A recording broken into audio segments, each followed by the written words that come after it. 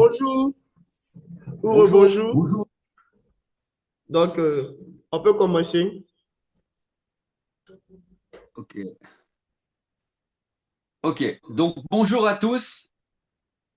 Bonjour. Est-ce que ça va? Ça va?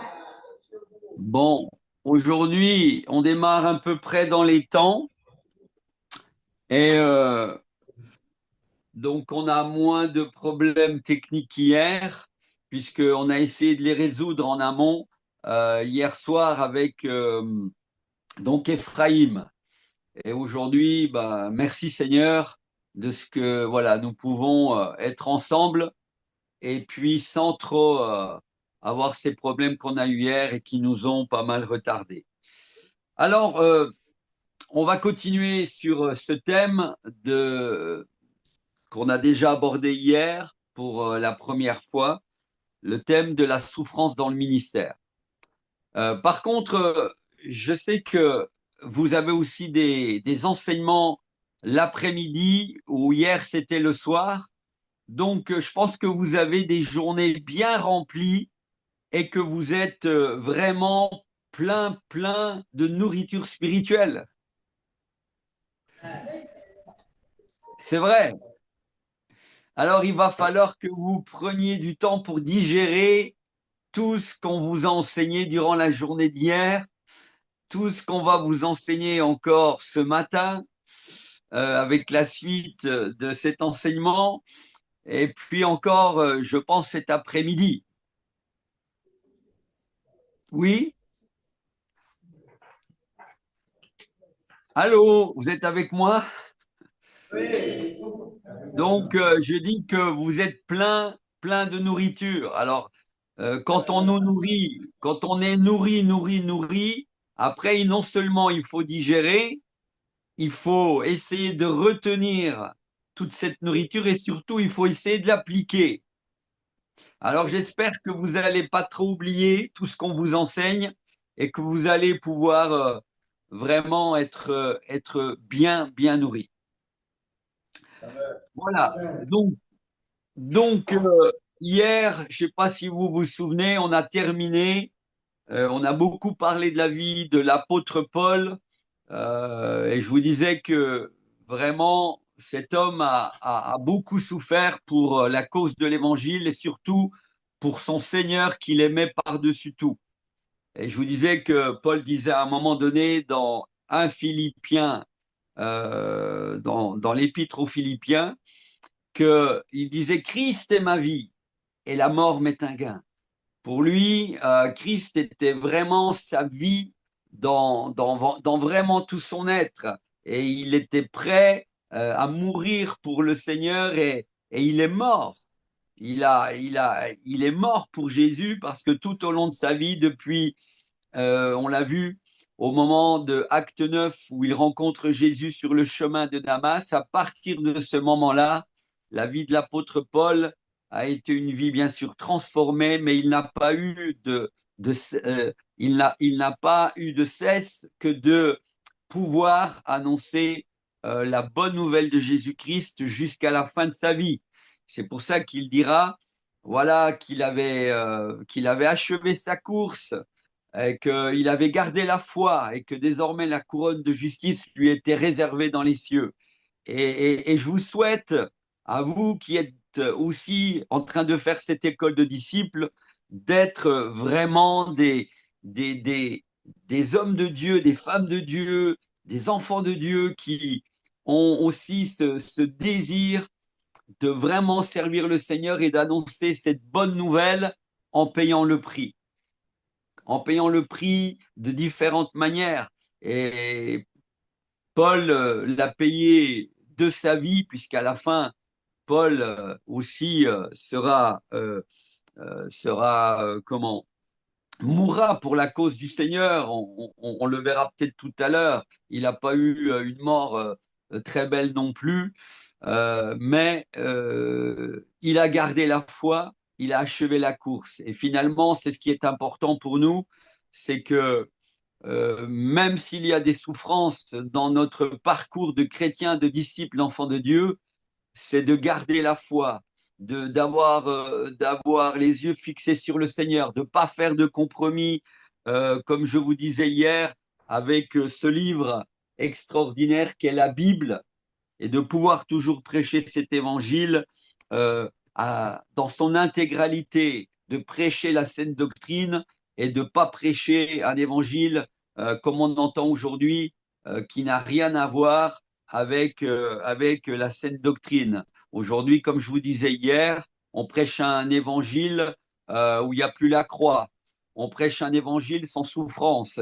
On prêche un évangile où tout ira bien, alors qu'on sait pertinemment, et on l'a vu hier dans la vie de l'apôtre Paul, et particulièrement aussi dans le chapitre, enfin, pas dans le chapitre, mais dans le livre des Actes, et on a vu qu'à partir du chapitre 9 jusqu'au chapitre 28, on a vu en détail comment l'apôtre Paul a souffert.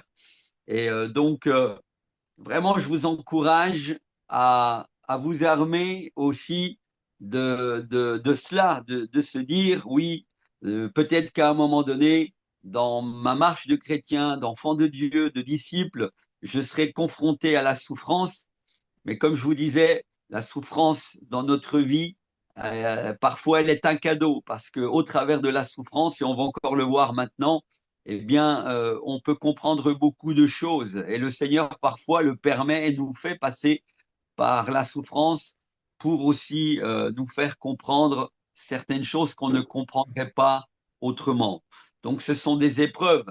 Et je pense encore à un verset que Pierre nous donne dans une de ses épîtres. Pierre dira, à un moment donné, il dira, regardez comme un sujet de joie les diverses épreuves auxquelles vous êtes exposés.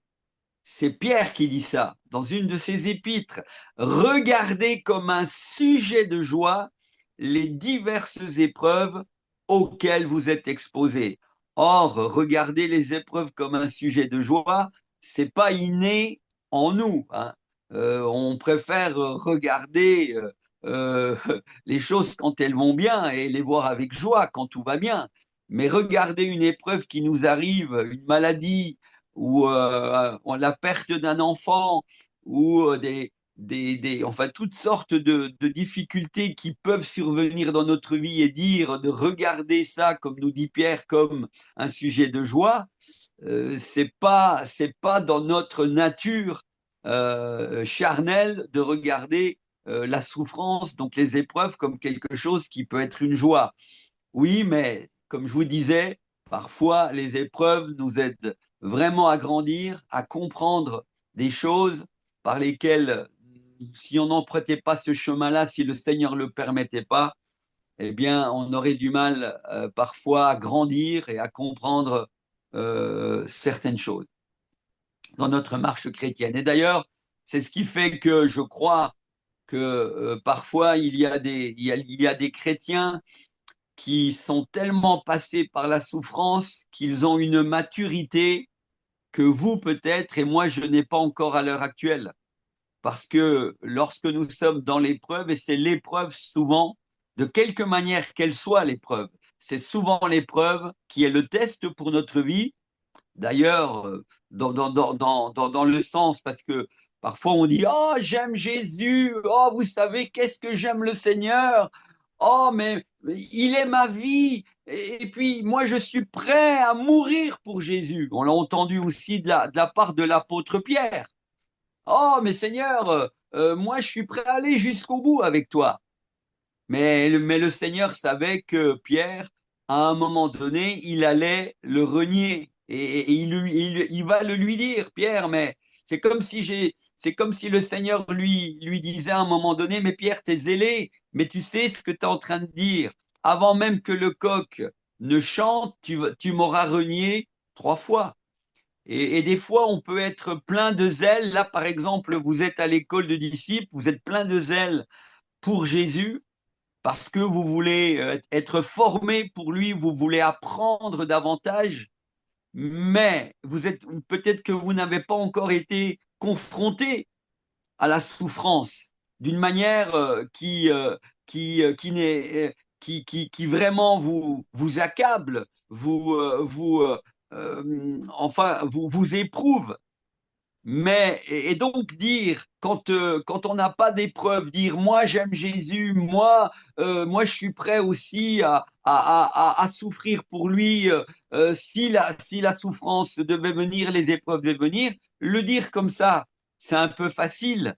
Mais le test pour nous, pour toi, dans la vie chrétienne, c'est quand l'épreuve nous frappe, qu'on perd un enfant, qu'on perd notre père, qu'on perd notre mère, qu'on perd un frère, que nous sommes confrontés à des difficultés qui viennent, que la vie d'un seul coup nous amène une maladie ou autre. Et puis là, on ne sait pas comment on va réagir. Donc c'est le test.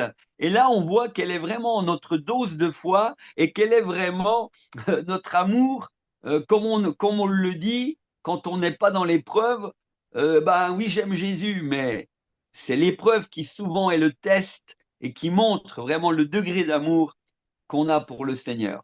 Et je disais, juste un peu avant, derrière ces mots que je suis en train de vous dire, que finalement, il y a des chrétiens aujourd'hui qui sont beaucoup plus matures que certains parce que l'épreuve, lorsqu'elle est là, elle nous forge, elle nous amène à connaître des réalités spirituelles, elle nous amène à connaître le Seigneur d'une autre manière parce que dans l'épreuve, on peut s'accrocher au Seigneur.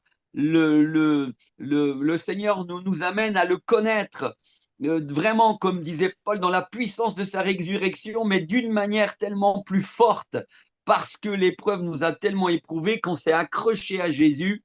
Et dans cette épreuve que les uns et les autres nous pouvons traverser, ou dans ces épreuves, nous avons des révélations parfois du Seigneur, où nous comprenons des choses que nous ne comprendrions pas autrement. Donc, c'est vraiment très important de ne pas rejeter l'épreuve, mais que quand elles arrivent, de se poser la question, bah, pourquoi Seigneur, tu me fais passer par là? Et parfois, le Seigneur va nous donner des réponses et parfois on ne les aura pas. Mais en tout cas, peu importe l'épreuve nous aide toujours à grandir et à connaître davantage le Seigneur d'une autre manière et à réaliser qu'il est là et et ça nous amène, surtout très important, à une maturité spirituelle qui est autre que celle que parfois nous avons parce que nous vivons une petite vie chrétienne et voilà, où il n'y a pas encore eu trop de bobos, trop de difficultés. Mais lorsque les difficultés arrivent, alors là, c'est, comme je disais, le test et là, nous voyons comment nous réagissons. Donc, maintenant, j'aimerais relire aussi, avant d'aller plus loin, j'aimerais revenir sur la vie de l'apôtre Paul. Hier, on a vu, comme je disais, tous les moments difficiles qu'il a traversés à partir de Acte 9, juste après sa conversion. Mais il y a encore deux, trois versets que j'aimerais aborder avec vous sur la vie de l'apôtre Paul pour bien vous montrer encore ce que Paul a vécu. Et en particulier, on va voir ce verset de 2 Timothée 3, verset 11. Je vais vous le lire. Je prends ma Bible et je vous le lis. Donc, c'est 2 Timothée 3, verset 11. Regardez ce qu'il est dit là. Donc, 2 Timothée 3, verset 11. Il dit, Paul, ceci. Ah non, alors, on va juste lire encore avant, à partir du verset 10. Donc, 2 Timothée 3 et à partir du verset 10. Pour toi, tu as suivi de près mon enseignement. Donc là, Paul est en train de parler à son disciple, Timothée, qui deviendra un pasteur par la suite. Et il est en train de lui dire, pour toi, tu as suivi de près mon enseignement, ma conduite, mes résolutions, ma foi, ma douceur. Et il termine en disant, ma charité, non, il termine encore en disant, ma charité, ma constance, et enfin, il dira mes persécutions et mes souffrances. Hein? Ça, c'est très important. En fait, Paul est en train de lui dire, oui, tu as suivi de près, oui, mon enseignement, toutes sortes de choses, ma conduite, mes résolutions, ma foi, ma douceur, ma charité, ma constance. Mais Paul termine aussi, mais aussi mes persécutions et mes souffrances. Hein? Et ensuite, au verset 11, il est dit, et Paul lui rappelle à son disciple en lui disant, puisqu'il termine par aussi que il a aussi suivi il a aussi suivi toutes sortes de choses dans la vie de l'apôtre Paul, mais aussi il a aussi suivi en Timothée qu'il a été persécuté et qu'il a souffert, l'apôtre Paul. Et là, Paul lui dit justement au verset 11, à quelle souffrance n'ai-je pas été exposé à Antioche? Vous voyez, Paul, lui, il se rappelle de tout ce qu'il a vécu. Et il est en train de le rappeler aussi à son disciple, donc Timothée. Il est en train de lui dire, à quelle souffrance n'ai-je pas été exposé? Et il lui dit à Antioche, à Icône, à Lystre. Et ça, on l'a vu hier. En fait, ces épreuves-là, on les a vues toutes hier dans Acte 9. À partir de Acte 9, en tout cas dans les actes, dans ces chapitres-là, on a vu combien Pierre il a souffert à Antioche, à Icône, à Istre. Et il dit, quelle persécution ensuite n'ai-je pas supporté? Hein, il lui rappelle aussi. Et en fait, quand Paul il est en train de lui rappeler ces choses, c'est pour lui dire, ben, tu sais, si moi, quelque part, j'ai vécu ces choses et je m'en rappelle, et c'est important aussi, ça c'est une parenthèse, que vous vous rappeliez des souffrances par lesquelles vous allez peut-être un jour passer, et celles par lesquelles peut-être certains là, parce que vous êtes plus âgés dans l'école de disciples, vous êtes déjà passés. Parce que le Saint-Esprit nous rappelle parfois cela, les persécutions et les souffrances, parce que pour nous dire, mais tu te rappelles pas ce que tu avais compris et ce que je t'avais enseigné dans le moment où tu es passé par telle épreuve, par telle persécution. Et parfois, parce que des fois, on a la mémoire courte et on oublie vite que le Seigneur, dans telle et telle épreuve, nous a fait comprendre telle et telle chose. Et s'il nous l'a fait comprendre, c'est pour ne pas recommencer à retourner dans des chemins ou à retourner dans des choses où on sait que si on continue à aller dans ce chemin-là, eh ben la souffrance va revenir peut-être encore des fois plus fort que ce qu'elle n'a été dans ce moment d'épreuve. Vous voyez? Donc, les persécutions, les épreuves, c'est très lié. Hein. Qui dit souffrance, persécution, c'est très lié. Quand on parle de persécution, derrière, il y a le mot souffrance. Et quand on parle de souffrance, il y a le mot persécution. On entend cela. Et donc, Paul lui dit, écoute, voilà, si moi, ça m'est arrivé à Icône, à Antioche, etc., il faut aussi que, voilà, peut-être que toi aussi, dans ta vie, à un moment donné, tu vivras aussi des choses. Et c'est pour ça qu'au début, il lui dit, pour toi, tu as suivi de près toutes sortes de choses, mon enseignement, mais aussi mes persécutions et ma souffrance. Et il continuera encore, donc, à quelle persécution n'ai-je pas été, et quelle persécution n'ai-je pas supporté? Et il dit, mais très important encore, donc la suite, c'est, et le Seigneur m'a délivré de quelques-unes. Allô? Ouais, mais là, je suis en train de vous dire, et le Seigneur m'a délivré de quelques-unes. Est-ce que c'est vrai ce que je suis en train de dire ou pas? C'est pour voir si vous me suivez ou pas. Vous me suivez? Non, non, vous me suivez. Non, non, vous me suivez pas, parce que c'est pas ce qu'il est dit dans la Bible. Hein. Il n'est pas dit, et le Seigneur m'a délivré de quelques-unes. Il m'a délivré de toutes. Il m'a délivré de toutes. Amen. Donc, il faut que vous suiviez un petit peu, si vous avez votre Bible sous la main. Je vous disais hier que c'est très important de pouvoir suivre avec vos Bibles. Amenez vos Bibles et quand je suis en train de lire un verset, essayez de le lire avec moi. parce que là, j'ai fait exprès. Voilà. Hein. Et le Seigneur m'a délivré de toutes ces persécutions, de toutes ces épreuves. Ça veut dire il m'a délivré, c'est-à-dire il était avec moi. Ça veut dire il a. Bien sûr que le Seigneur l'a délivré, mais en attendant, il a quand même reçu des pierres hein, quand il a été lapidé. Le Seigneur l'a délivré. Quand on a essayé de le tuer à plusieurs reprises, le Seigneur a permis qu'il s'en sorte. Mais en attendant, il y a eu plusieurs fois, on a essayé de le tuer et ça a failli plus d'une fois. Quand il a été lapidé, il a été réellement lapidé, il a pris des pierres. Mais malgré tout, le Seigneur a fait qu'il s'en est sorti de toutes ces persécutions et de toutes ces épreuves. C'est ça que ça veut dire. Mais en attendant, il a quand même pris des cailloux sur la tête ou sur le corps. Il a quand même eu des moments où il a eu très peur parce qu'on essayait de le tuer. À un moment donné, on est obligé de le mettre dans un panier, de le faire descendre par un mur parce que autrement il aurait pu se faire tuer ou lapider à nouveau. C'est dit ça dans la Bible. Donc, mais ce qui est beau, il dit, le Seigneur m'a délivré de toutes. Et il dit encore, or tous ceux qui veulent vivre pieusement en Jésus-Christ seront persécutés.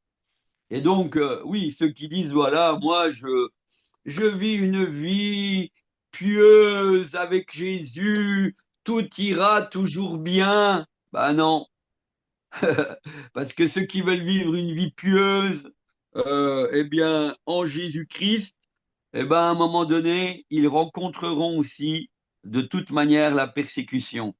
Parce que la vie chrétienne est une vie, elle peut être une vie pieuse, oui, à certains moments, mais croire que la vie chrétienne est toujours une vie pieuse, ce n'est pas vrai, parce qu'il y a des moments, comme dit Paul, nous serons persécutés. Donc, je voulais voilà, partager ce verset encore avec vous. Un autre qui me semble aussi très important, et donc là, c'était Paul qui parlait encore à son disciple Timothée et qui lui rappelait ces choses.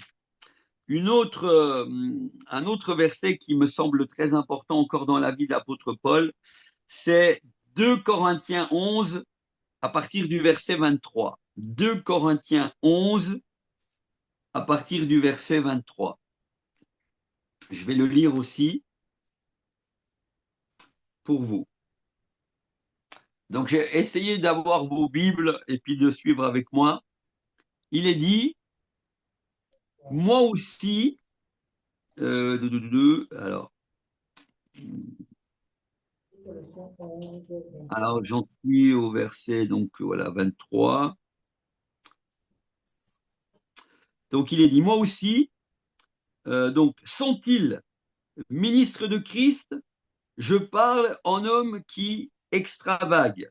Et Paul continue en disant, je le suis plus encore par les travaux, bien plus par les coups, bien plus par les emprisonnements, bien plus, bien plus.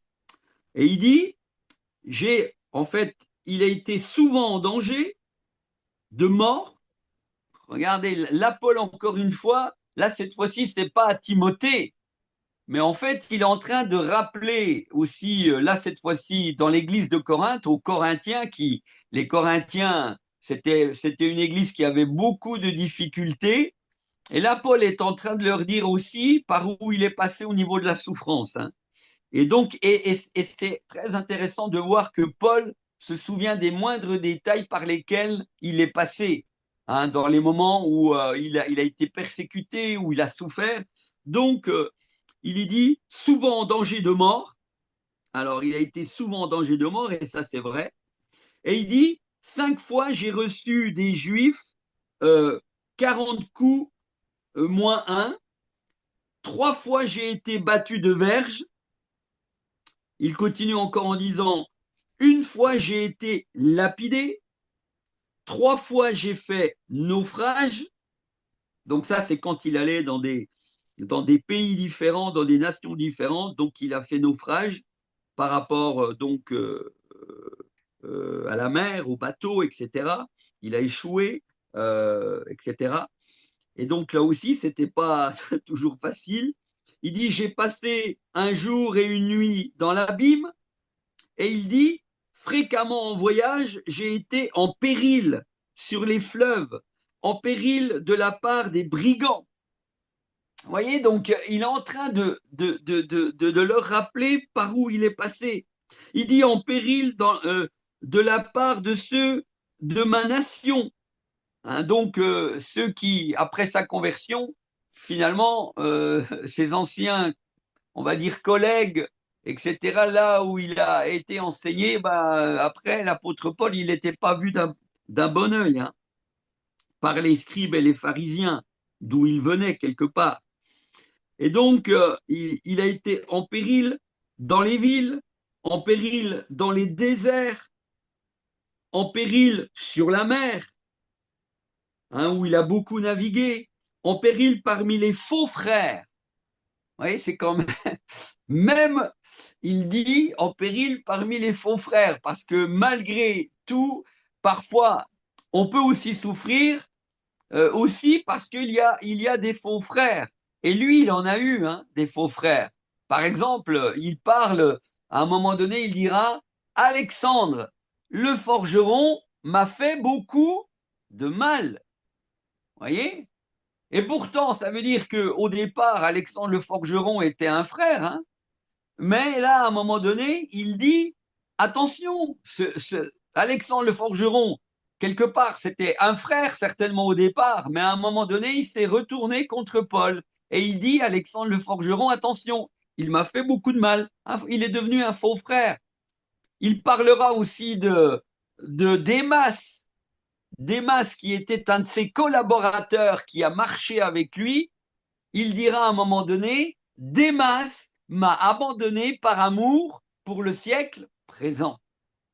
Ça veut dire que Démas avait vu l'œuvre que Paul faisait, avait vu les miracles, avait vu comment Paul était un homme de Dieu, mais à un moment donné, Démas, qui était un de ses collaborateurs, comme hier je vous ai parlé d'Épaphrodite, Apollos, etc., tous ces collaborateurs que Paul aimait, et souvent on voit dans les épîtres que Paul leur rend hommage. Mais Paul aussi nous révèle aussi quand ses collaborateurs, les faux frères, deviennent des faux frères. Et donc là, il le dit, hein, en péril parmi les faux frères. Et c'est vrai que quand parfois on souffre, dans la collaboration, on peut aussi souffrir dans notre collaboration des fois avec des frères qui finalement, à un moment donné, se mettent contre nous. Pourquoi? Ben, c'est pour diverses et différentes raisons. Mais ce qui est important dans ces moments-là, c'est aussi des épreuves, c'est des tensions, c'est de rester fidèle au Seigneur et de rester fidèle à la saine doctrine, à ce que Jésus dit dans sa parole. Et c'est ça qui va faire la différence. Parce que quand il parle, si j'ai bonne mémoire, d'Alexandre le forgeron, il dit que, en fait, si j'ai bonne mémoire, il faudra vérifier, mais il me semble que c'est ça. Le contexte, c'est que, et donc ce péril par rapport à des faux frères, c'est que à des moments, bah, Paul, il est dit qu'il nous parle de collaborateurs. Hier, je vous en ai parlé, il y avait Épaphrodite, il y avait Apollos, euh, euh, et bien d'autres. Et puis, à un moment donné, il parle aussi ici de péril par rapport à des faux frères, parce que je pense que des fois, dans la collaboration que nous pouvons, que vous pourrez peut-être avoir dans l'avenir avec des frères et des sœurs, des fois, vous pouvez être, je pense, en péril.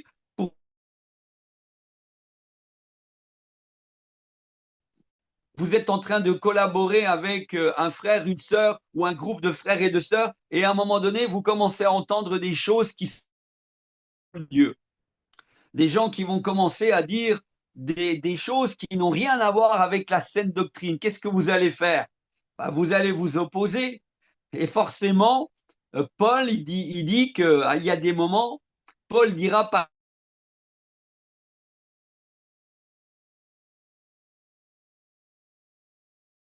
à un moment de Alexandre le Forgeron, c'était un chrétien, certainement, quelqu'un qui a marché avec le Seigneur, mais à un moment donné, Alexandre le Forgeron, je crois qu'il est dit à propos de lui, si j'ai bonne mémoire, ça sera à vérifier, mais je crois que c'est Alexandre le Forgeron Paul dira, il s'est opposé fortement à moi. Il s'est opposé fortement à moi. Pourquoi? Parce qu'il y a des moments, on n'est plus, quelqu'un peut s'opposer à toi parce que tu es en train de prêcher la saine doctrine, mais lui, il a une autre vue de la saine doctrine ou en tout cas d'un passage de la Bible ou de quelque chose qui est du domaine de la parole de Dieu où il n'est pas d'accord avec toi et il va prêcher autre chose. Et donc, forcément que quand on n'est plus d'accord avec un frère ou un groupe de gens qui commencent à dire des choses qui ne sont pas correctes, eh bien, ça crée du péril, ça crée des tensions. Et Paul, à un moment donné, à propos de cet homme, qui certainement, au départ, a bien marché avec le Seigneur, a peut-être même soutenu Paul, mais il dit non, non.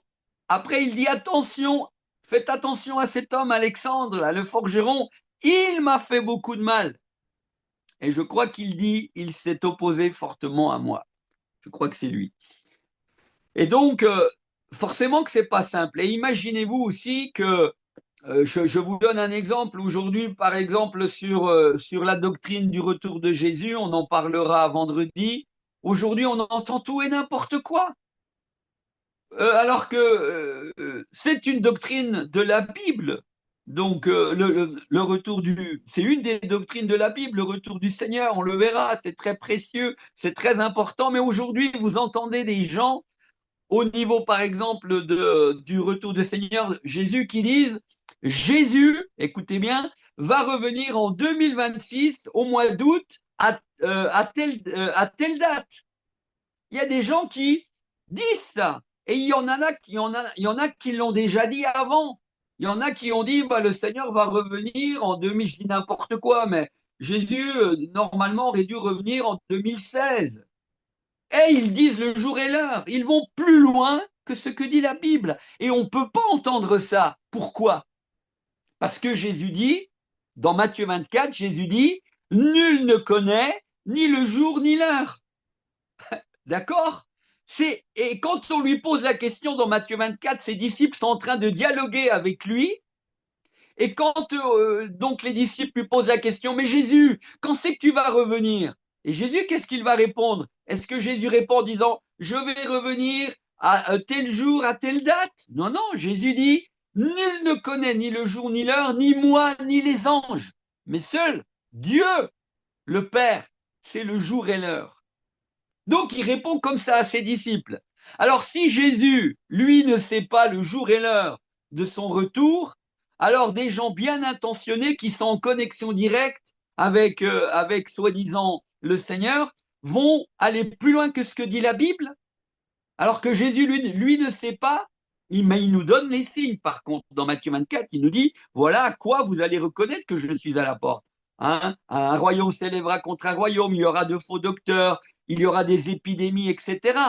C'est à ça qu'on reconnaît. Mais Jésus, même quand on lui pose la question, il dit, je ne connais pas le jour et l'heure, ni moi, ni les anges.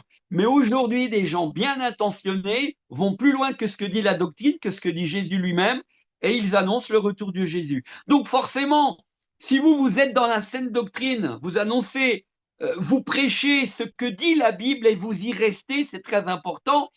Si vous avez, à un moment donné, s'il y a des frères qui vont plus loin, si vous les reprenez, il va y avoir du péril, c'est-à-dire il va y avoir des tensions, etc., etc.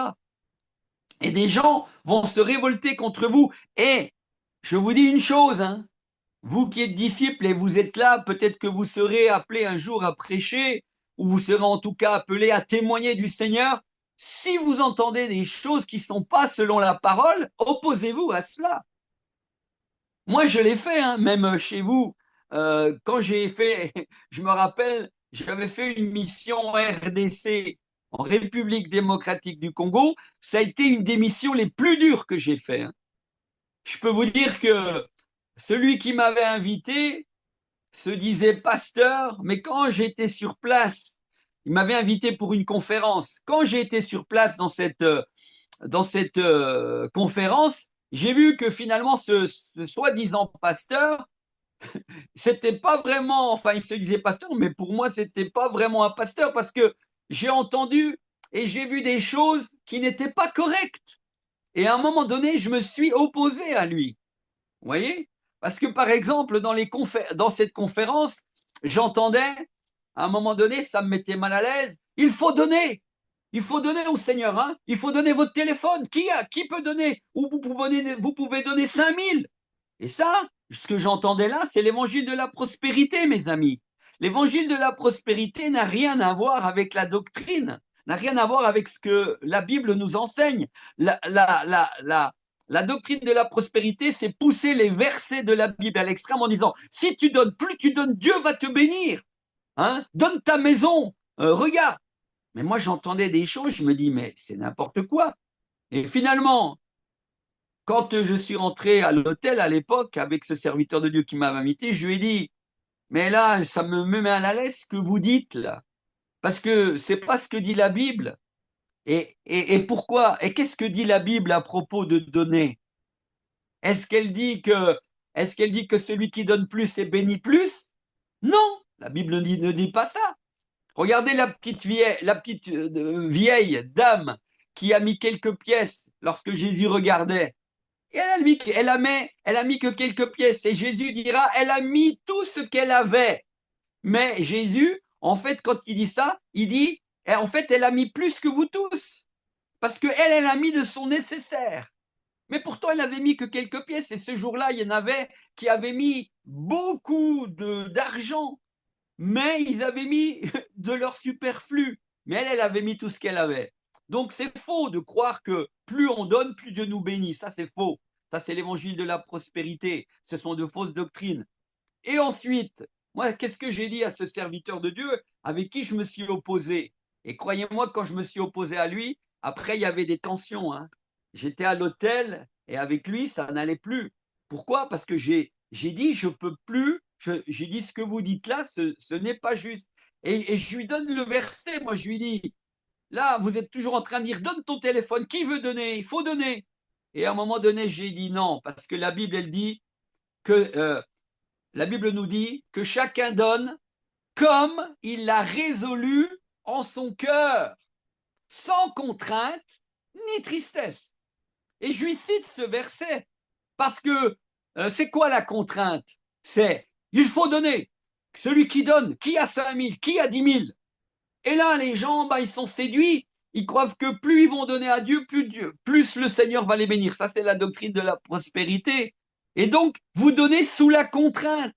Parce que on vous fait miroiter tout un tas de choses. Mais non, mes amis, que celui qui donne, hein, il faut qu'il l'ait résolu dans son cœur. Que chacun donne comme il l'a résolu dans son cœur, sans contrainte ni tristesse. Il vaut mieux que tu donnes, je ne sais pas, 5 000 francs CFA parce que tu l'as résolu dans ton cœur et tu le fais sans contrainte, mais tu le fais avec joie, que de vouloir donner, je ne sais pas, 50 000 francs CFA et tu le donnes parce que tu es sous la contrainte et on te dit plus tu vas donner, plus Dieu va te bénir. C'est une fausse doctrine, mes amis. Et là, il faut t'opposer. Et moi, je me suis opposé. Et après, j'ai eu pendant cette mission-là beaucoup de difficultés, je peux vous dire. Hein. Quand je suis rentré, j'étais pas bien du tout. Mais le Seigneur m'a renouvelé, m'a restauré. Mais parce que après, j'avais des tensions sur place. C'était pas évident de rester. Quand tu dis la vérité à quelqu'un qui se dit pasteur ou autre, et qui finalement, pour moi, non, il y avait des choses vraiment qui n'allaient pas. Et j'ai eu, après, avec ce serviteur de Dieu-là, beaucoup de problèmes. Il m'a aussi menti. Hein. Quand par exemple, il m'avait dit à l'époque, ce serviteur de Dieu, il me dit frère, bien avant hein, que j'aille faire cette conférence, je vous payerai le billet d'avion qu'il m'avait dit. Et bon, ok. Alors ça, c'était ce qui était convenu. Eh bien, le billet d'avion jusqu'à aujourd'hui, je l'attends. Et quand j'étais là-bas, à l'hôtel. Je lui dis, alors, vous m'aviez dit que vous alliez payer mon billet d'avion, donc moi, j'avais avancé l'argent. J'ai dit, il faut maintenant me rembourser. Et il me dit, ce serviteur de Dieu, un chrétien, hein, donc soi-disant, il me dit, bah écoutez, je vous fais un chèque. OK. Il me fait un chèque Et après, je pars, je prends l'avion, j'arrive chez moi, j'arrive à l'aéroport, ma femme vient me chercher. Je lui dis, écoute, on va aller tout de suite à la banque poser ce chèque, parce que, bon, et donc c'était un chèque, donc lui, il habitait en Angleterre, et c'était un chèque donc d'Angleterre. Donc ma banque, je le dépose. Une semaine après, la banque m'appelle, me dit, Monsieur Gomez, le chèque là, il est sans provision. Il n'y avait pas d'argent. Voyez. Donc, et là, j'avais affaire à qui? À un chrétien. J'avais affaire à un pasteur soi-disant, mais menteur. Tout, vraiment, il n'a pas tenu sa parole en rien du tout. Et je vais vous dire une chose, je terminerai là-dessus. C'est le billet qui m'a coûté pratiquement le plus cher jusqu'à, je pense, aujourd'hui. Parce que comme je suis un homme de parole et qui m'avait dit, je vous paierai le billet, j'avais attendu trop longtemps pour cette conférence et je l'avais pris vers la fin. Et plus vous prenez un billet tard, plus vous le payez cher. Alors, je peux vous dire que je l'avais payé très cher. Mais il m'a fait un chèque sans provision et encore aujourd'hui, j'attends l'argent. Quand je l'ai appelé pour l'avoir, j'ai eu sa femme, j'ai eu son oncle, je sais pas qui, et c'était, ah ben non, si, ils ont trouvé tout un tas d'histoires, mais enfin, on est où là? Vous voyez? On a affaire des fois à des gens, c'est des faux frères, c'est des gens qui font n'importe quoi, qui prêchent n'importe quoi et qui ne tiennent même pas parole dans ce qu'ils disent. Donc, et pourquoi tout ça, tout ce que je vous dis là, je me suis opposé, du moment où je me suis opposé, ah là, ça n'a plus été, hein. Et jusqu'à aujourd'hui, ceux qui me connaissent, vous ne me connaissez pas trop, mais ceux qui me connaissent savent que je ne fais jamais aucun compromis. En tout cas, j'essaie d'être toujours dans la saine doctrine et de rester là-dedans et de prêcher ce qu'il y a dedans. Si ça ne vous plaît pas, ou si ça ne plaît pas à quelqu'un quand je vais dans une église, ce n'est pas mon problème. Pourquoi je vous dis ça? Parce que la Bible nous dit quoi? Que ceux qui prêchent seront jugés plus sévèrement que les autres. Est-ce que vous comprenez? Il faut toujours revenir à la parole. La parole, faut la vivre. Le Saint-Esprit nous rappelle les choses. Et là, peut-être que parmi vous, un jour, il y en aura qui seront des prédicateurs, des pasteurs, des évangélistes, ou peut-être vous serez en train d'enseigner les enfants, vous serez dans le groupe de louanges. Il faudra bien vous comporter, il faudra vivre au maximum ce que dit ce livre et l'appliquer. Parfois, si vous êtes leader de louanges, il faudra vous opposer. Parce que quand vous êtes leader de louanges, aujourd'hui, dans les églises, on voit tout et n'importe quoi. Parfois, il y a des gens qui sont leaders de louanges et ils ont quelqu'un à côté d'eux, ça peut être une jeune fille ou un jeune homme qui est pas bien habillé, par exemple. On est habillé très court. Ça se voit, ça, parfois, nous, ici en Europe. Où il y a des gens, moi j'ai vu des fois des choses dans la louange, dans des églises différentes, mais j'ai dit, mais on est où ici? Un jour, j'étais dans une église à Paris, eh bien, pendant la louange, celui qui était en train de jouer du piano, eh bien, le téléphone sonne et il répond au téléphone pendant qu'il était en train de jouer, mes amis. Vous comprenez? On est où là? La bienséance et l'ordre. Ce que nous dit la Bible. Tu peux pas être en train de jouer d'un instrument, puis si le téléphone sonne, tu réponds.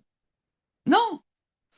Dans une autre église encore en France, et ça je parle en France, une fois j'étais dans une autre, où j'avais été invité dans une église avant de témoigner, j'avais été invité pour prêcher mais aussi pour témoigner, et puis dans cette église, pendant la louange, le guitariste avec le bassiste, je crois, ils n'arrêtaient pas de discuter. Et le guitariste allait vers le bassiste, et puis ils étaient devant l'assemblée. Mais j'ai dit, on est où là? Je leur ai dit, je leur ai fait la remarque, hein. Et il y avait un serviteur de Dieu ce jour-là d'Afrique dans cette mission qui était avec moi. Pareil, il leur a dit, mais le frère a raison, mais pourquoi vous faites ce genre de choses si vous êtes dans la louange? On n'est pas là en train de discuter. Enfin, il y a des choses aujourd'hui invraisemblables. Tout ça pour vous dire, il y a des fois, il faut s'opposer. Il y a des fois, il faut dire non, ce que vous faites là, c'est pas juste. Là, ce que vous faites, et dès que vous le faites, alors vous allez rencontrer des difficultés. Comme Paul ici avec donc des frères, des faux frères, Enfin, c'est des faux frères qui sont devenus des faux frères. Et, euh, et il dira aussi, Paul, j'ai parlé d'Alexandre le forgeron, mais Paul nous parlera aussi d'un homme qui s'appelle, par exemple, qui a été un de ses collaborateurs, qui a marché avec Paul, qui a vu les miracles que Paul a fait.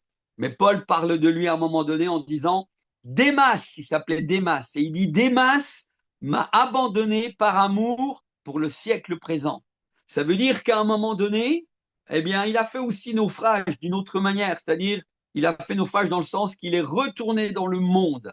Ce serviteur de Dieu qui s'appelait Démas a vu Paul, comment Paul était consacré, comment Paul vraiment aimait le Seigneur de tout son cœur. Il a prêché certainement l'évangile avec Paul, mais à un moment donné, eh ben Démas, Paul dit de lui, il m'a abandonné. Pourquoi? Par amour pour le siècle présent, c'est-à-dire il est retourné dans le monde. Par amour pour le monde l'a à nouveau gagné.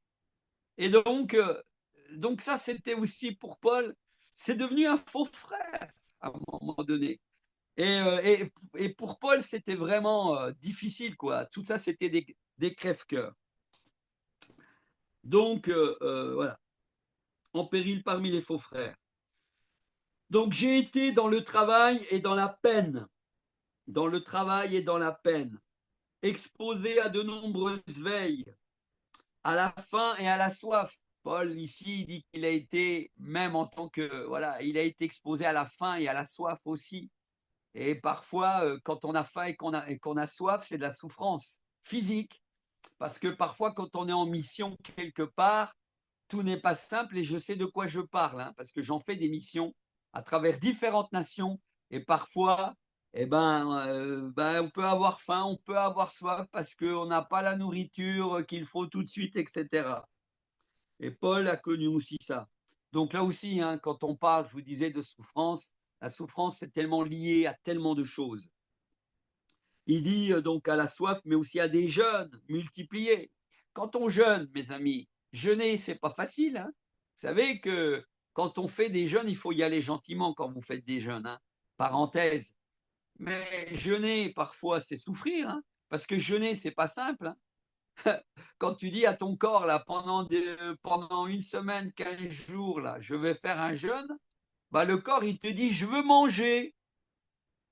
Et au début, c'est très difficile, les jeûnes. C'est pour ça qu'il faut y aller gentiment et avec sagesse. Il ne faut pas faire n'importe quoi. Il y a des gens qui n'ont jamais jeûné et ils disent ah, je vais faire un jeûne de 40 jours. À mon ami, tu vas avoir des problèmes. Il faut être sage. Commence par 1 ou 2 jours déjà hein, à jeûner.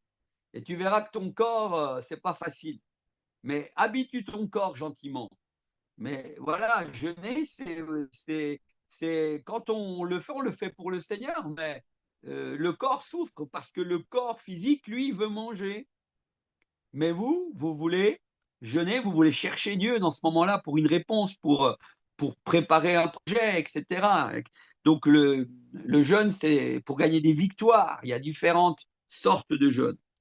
Il dit à des jeûnes multipliés. Jeûne, ça veut dire que Paul, il n'a pas jeûné qu'une fois, il a souvent jeûné des jeûnes multipliés. Au froid, il a été exposé au froid et à la nudité. Le froid, la nudité, pas simple. Hein, le froid, lorsque vous avez peut-être pas beaucoup d'habits, etc. Bah, le froid, c'est de la souffrance. Là, par exemple, vous êtes en Afrique, vous n'avez pas froid. Mais je peux vous dire qu'ici, nous, en Europe, en ce moment, là où je suis, dans ma région, il y a enfin, là, la neige, elle est quasiment partie. Mais ici, il fait froid. Ici, là, dans ma chambre où je suis, là, je vois que vous avez chaud. Voilà. Mais ici, moi, où je suis obligé de chauffer. Il y a un chauffage, là, que vous ne voyez pas dans cette pièce. Et c'est pas du tout le même continent. Donc, le froid, c'est de la souffrance. Mais il y a froid et froid. Hein. Paul, quand il était en voyage, il n'y avait pas de chauffage. Hein. Et je pense, suivant les pays où il est allé, ben, il était aussi en péril par rapport à ça. Au froid et à la nudité. Et enfin, je termine avec ce texte. Et là, hein, c'est très parlant et ça m'a aussi interpellé en relisant ce texte sur le verset 28. Regardez ce qu'il dit, Paul. Il dit Et sans parler, il termine en disant toute cette liste, et sans parler d'autre chose, je suis assiégé chaque jour par les soucis que me donnent toutes les églises. Vous voyez un peu?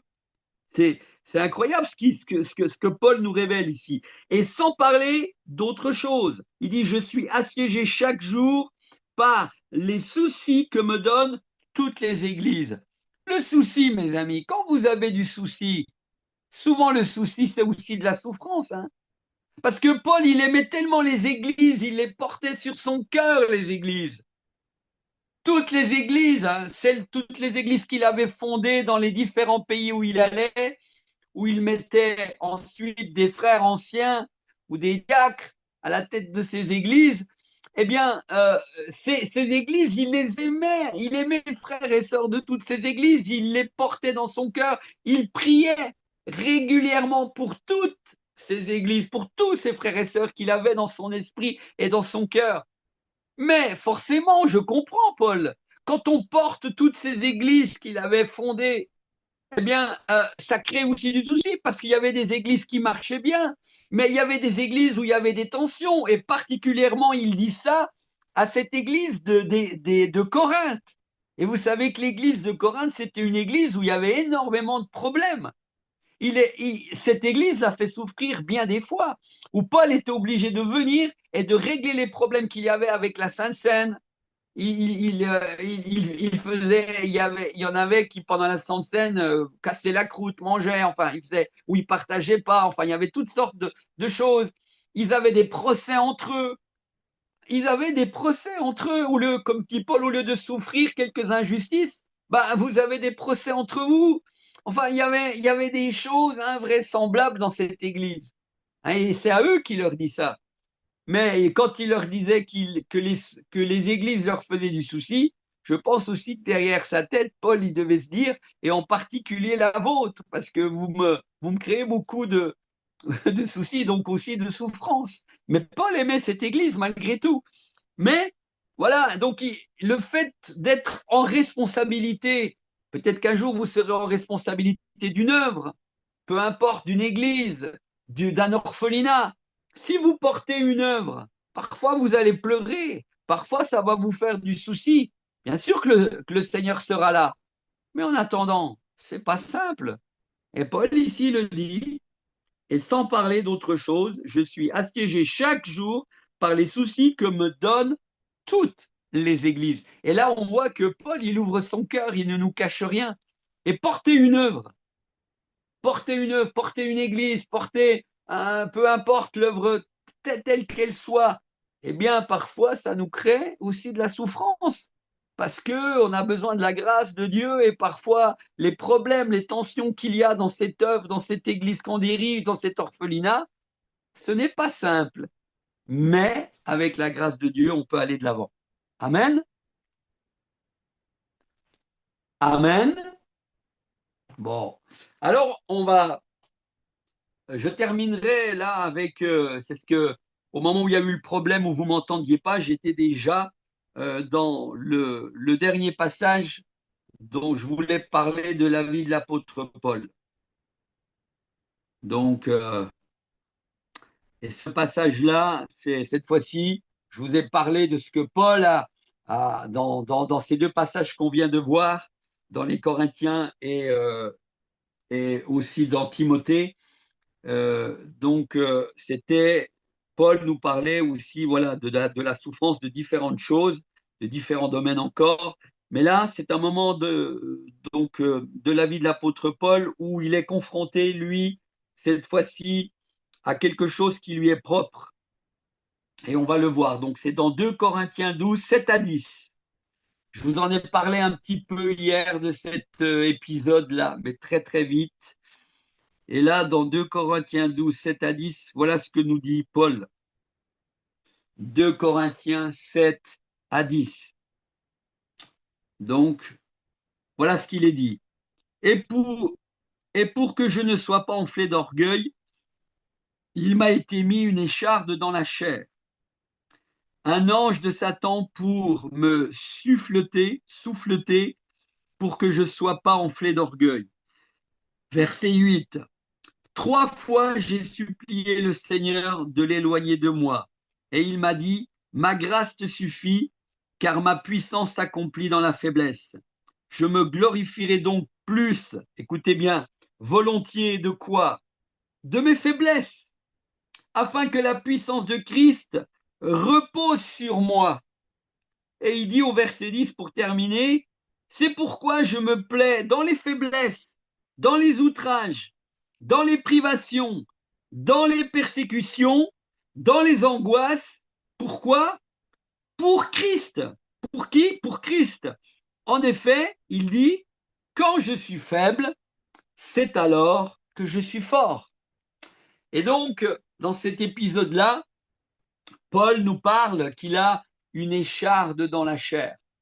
Donc cette écharde qu'il porte là, Paul, il a envie que cette écharde, ce problème qu'il a dans son corps puisse, puisse disparaître. Et on n'est pas sûr que cette écharde était un problème qu'il avait avec la vue au niveau de ses yeux.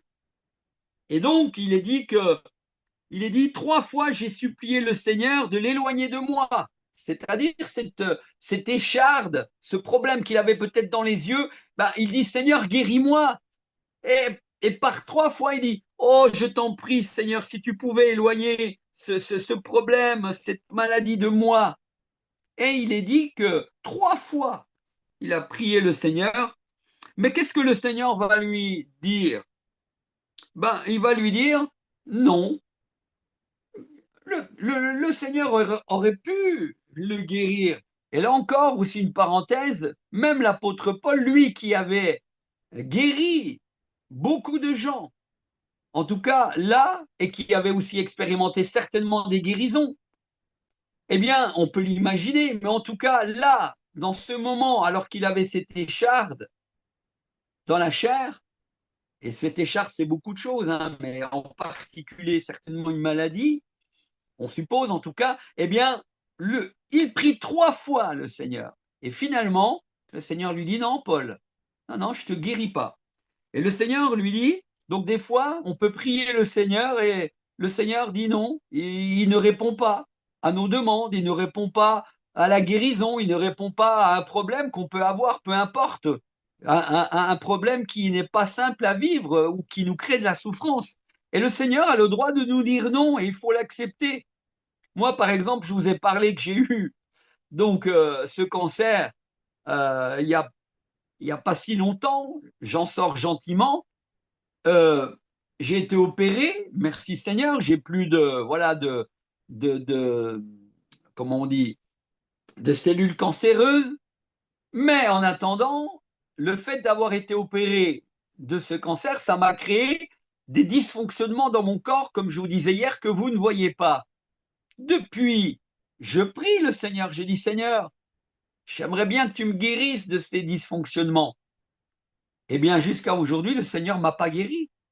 Mais par contre, à un moment donné de ma vie, par rapport à cette épreuve, à un moment donné, le Seigneur m'a aussi parlé sur ce que je vivais.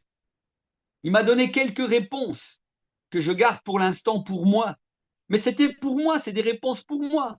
Pour moi. Et ces réponses aujourd'hui qu'il m'a données, quand quand je suis pas trop bien par rapport à ces dysfonctionnements, je me rappelle ce que le Seigneur m'a dit dans un moment d'intimité que j'avais avec lui. Et vraiment, ça a été des réponses pour moi. Non, pour l'instant, c'est comme si le Seigneur m'avait dit, je te guéris pas, mais regarde ça, ça et ça. Et c'est vraiment, ça a été pour moi à ce moment-là un encouragement. Et encore aujourd'hui, je me rappelle ce que le Seigneur m'a dit. Parce que la Bible répond, mais le Seigneur a répondu par sa parole. Il me dit, regarde, ma parole dit ça, ça et ça.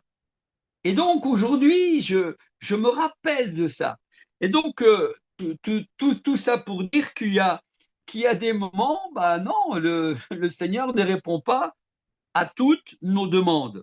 Mais regardez, mais c'est très très beau, il ne répond pas à la demande de Pierre, mais à la demande de Paul, mais ce qu'il a dit à Paul, c'est aussi pour toi et pour moi. Qu'est-ce qu'il lui dit? Écoute, Pierre, c'est vrai, tu m'as prié 3 fois, mais écoute, Pierre, ma grâce te suffit. Ma grâce. Ma grâce te suffit, tu peux supporter ça, Paul. Car il dit dans cette grâce, car ma puissance s'accomplit dans la faiblesse. Tu vois, il dit ma grâce te suffit parce que si tu veux voir, Paul, ma puissance à l'œuvre davantage dans ton ministère et dans ta vie, eh bien, c'est quand tu es faible là. Le fait que cette écharpe que tu as là, elle te rende faible, mais à cause de cette faiblesse, moi, il dit, eh ben, quand on est faible, c'est alors que la gloire de Dieu peut passer au travers de nous. Vous comprenez? Quand je suis faible, oui, d'une maladie, d'une souffrance qui est là, qui nous fait mal, eh bien, dans cette faiblesse, le Seigneur peut se glorifier parce que finalement, on s'attend davantage à lui que s'il nous avait guéris. Et donc, Paul, quand il a cette réponse du Seigneur, qu'est-ce qu'il va dire? Il dira, alors Paul dira, je me glorifierai donc bien plus volontiers de mes faiblesses. Et il comprend ce que lui dit le Seigneur. Il dit, je me glorifierai donc bien plus volontiers de mes faiblesses. Pourquoi? Parce que, afin que la puissance de Christ repose sur moi. Paul y réalise alors que oui, quand il est faible, quand finalement Dieu n'a pas répondu à ces 3 demandes, à ces 3 fois où il a prié, eh ben, il réalise que quand il est faible, alors la gloire de Dieu, la grâce de Dieu peut passer au travers de sa vie et il peut être un instrument de bénédiction encore plus pour les autres. C'est ce qu'il dit ici. Je me glorifierai volontiers de mes faiblesses. Et il dit, afin que la puissance de Christ repose sur moi. Et c'est pour ça que le verset 10 se termine en disant, c'est pourquoi je me plais, la Paul il dit, je me plais dans les faiblesses, dans les outrages, dans les privations, dans les persécutions, dans les angoisses. Pourquoi? Pour Christ. Là, il dit, bah, finalement, quand je suis dans tous ces problèmes-là, je m'y plais. Pourquoi? Parce que oui, je suis faible dans ce moment-là, mais la grâce de Christ, sa puissance, va passer davantage dans ma vie. Et il dit, pour Christ, en effet, il dit Paul, quand je suis faible, en fait, je suis pas faible.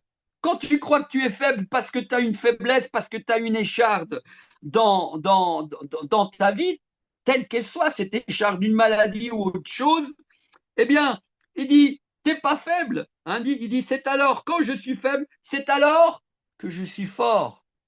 Et en fait, quand on croit être faible à cause d'une faiblesse, à cause d'une écharde, à cause d'une souffrance qui est là, eh ben, quand on croit être faible, c'est alors qu'on est bien plus fort parce que la puissance et la grâce de Dieu peut passer au travers de ta vie. Et là, tu vas glorifier davantage le Seigneur. Et le Seigneur sait que en ayant cette écharpe, ce problème, cette souffrance dans ta vie, tu vas lui donner toute gloire parce que tu sais que sans lui, tu ne peux rien faire. Amen. Amen. Donc voilà pour terminer sur la vie de l'apôtre Paul. Et là, je vois que l'heure a déjà bien avancé. J'aimerais encore vous donner quelques euh,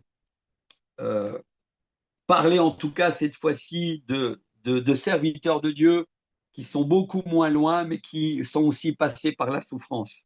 Là, si j'avais eu le temps, j'aurais pu aussi donc après vous avoir parlé de Paul, j'aurais pu vous parler de quelques disciples, aussi comment les disciples ont fini leur vie. Il y a des disciples qui ont fini leur vie aussi par la souffrance parce ils ont servi le Seigneur. Donc je parle des 12 disciples et finalement, à cause qu'ils ont continué à prêcher la parole de Dieu, ils ont fini pas trop bien. Pas trop bien, quand je dis pas trop bien, c'est-à-dire qu'ils ont souffert pour le Seigneur. Ils ont aussi donné leur vie. Et ils ont été persécutés, ils ont eu beaucoup. Mais après, quand on parle, parce que vous avez déjà peut-être vu, juste vous dire quelques mots, le seul apôtre dans la Bible où il nous est raconté sa mort, c'est Jacques. Hein, c'est l'apôtre Jacques dans Acte 12, verset 2, où il est dit que le roi Hérode l'a fait mourir par l'épée, probablement par décapitation. C'est le seul où il nous est vraiment parlé de lui et comment il a fini, à cause aussi de sa foi, Jacques, l'apôtre Jacques. Après, il nous a aussi parlé dans la Bible, à un moment donné, en tout cas, c'est dans Jean 21, verset 18, comment Pierre allait finir. Hein. Pierre, en fait, il a été crucifié, la tête en bas, sur une croix. Et ça, c'est Jésus dans Jean 21, au verset 18, qui lui dit comment Pierre allait finir. C'est les deux seuls où on nous parle un peu, où on sait un peu qu'ils ont réellement fini et souffert par rapport en donnant leur vie au Seigneur, parce qu'ils ont prêché l'évangile, etc., à la suite du Seigneur, et ils ont été persécutés aussi. Donc, c'est les deux seuls. Après, c'est tout ce qu'on apprend sur les 12 disciples, comment ils ont fini, c'est tout ce qu'on appelle de la tradition, c'est-à-dire on n'est pas sûr de ce que on nous dit exactement. Par exemple, euh, les circonstances de la mort des autres apôtres se fondent sur la tradition de l'Église, des récits auxquels on ne devrait pas théoriquement accorder trop d'importance parce que il y a des, par exemple, voilà, j'ai ici un document où, par exemple, quasiment tous les apôtres sont répertoriés, les 12 apôtres, et finalement, la tradition nous dit de quelle mort, de comment ils sont vraiment apparemment morts, mais ce n'est que des suppositions, c'est de la tradition. Donc, faut pas vraiment tenir compte. Ce qu'il faut tenir compte, c'est de ce que nous dit la Bible. Et comme je vous disais, par rapport à la Bible, à part Jacques, où il nous est dit qu'il a été tué par l'épée, probablement décapité par Hérode, ça c'est marqué, hein, dans Acte 12, 2. Et puis, lorsque Jésus donne cette parole à Pierre qu'il va mourir la tête en bas sur une croix, eh bien, voilà, il y a juste ça. Mais tous les autres, bah, c'est de la tradition. Ça peut être vrai comme pas être vrai, mais c'est pas écrit dans la Bible.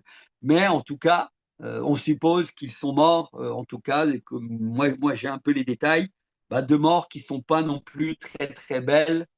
Pourquoi? Pour la cause de l'évangile et parce que ils ont prêché ce Jésus qui était ressuscité et forcément qu'ils ont été aussi persécutés. Mais après, c'est pas écrit dans la Bible et tout ce qui n'est pas écrit dans la Bible, c'est de la tradition. Donc il faut bien faire la part des choses. OK? Maintenant, donc, il me reste encore un tout petit peu de temps.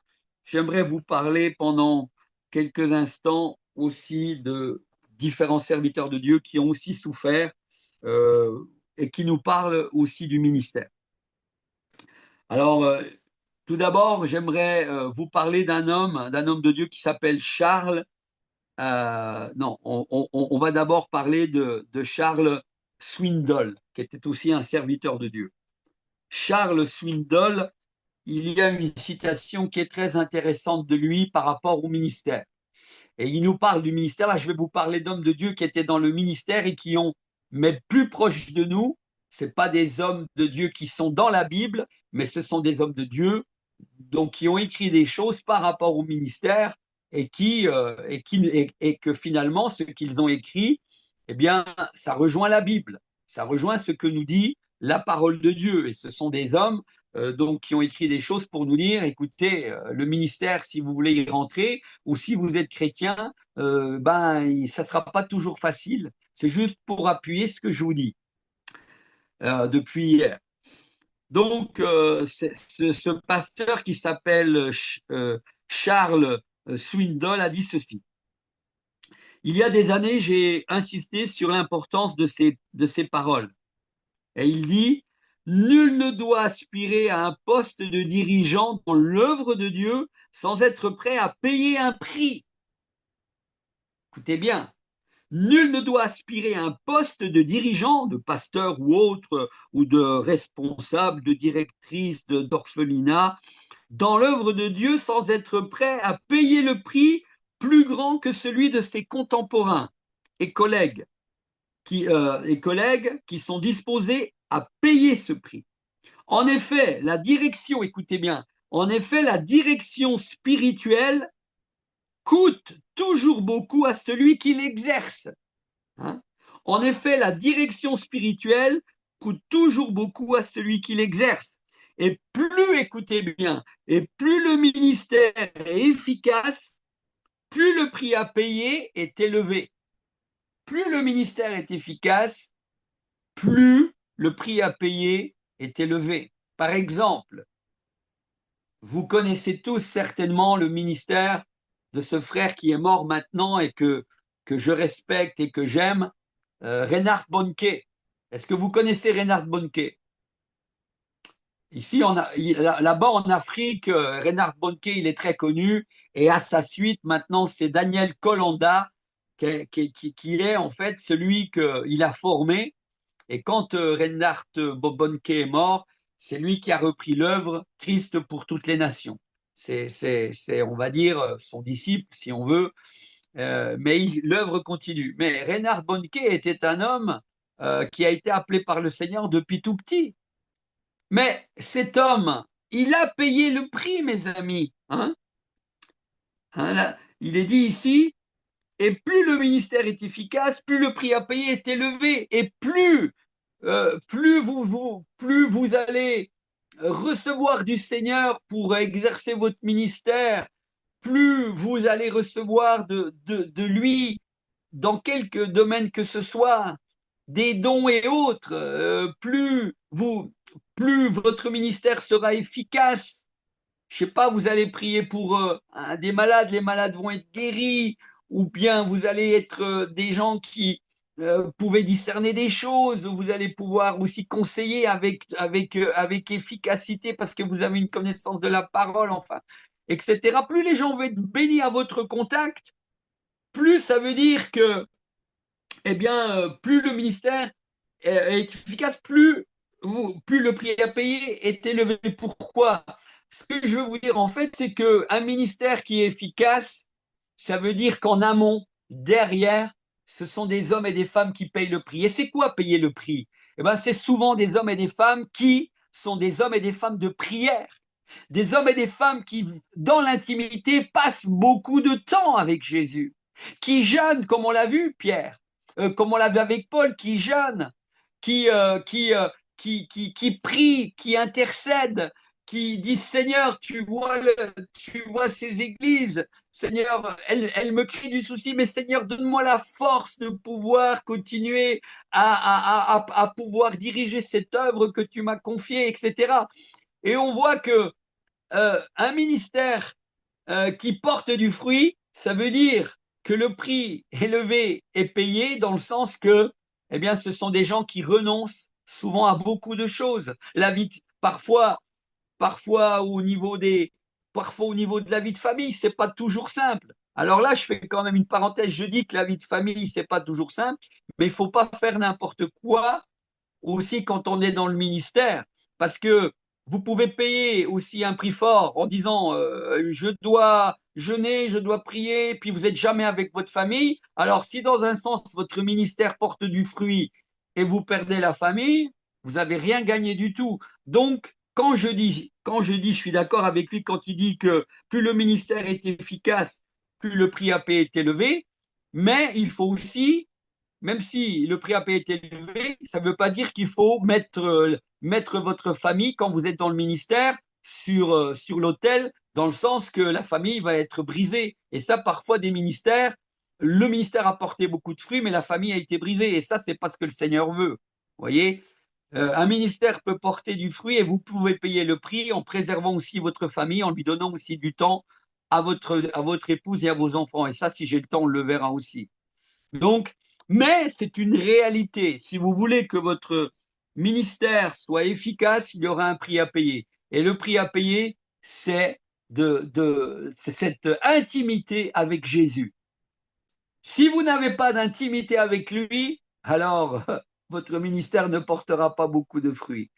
Mais ce qui fait toute la différence dans ces hommes de Dieu qu'on entend parler, John Wesley, Spurgeon, Charles Spurgeon, on va en parler, j'ai dit John Wesley, etc. Il y en a tellement.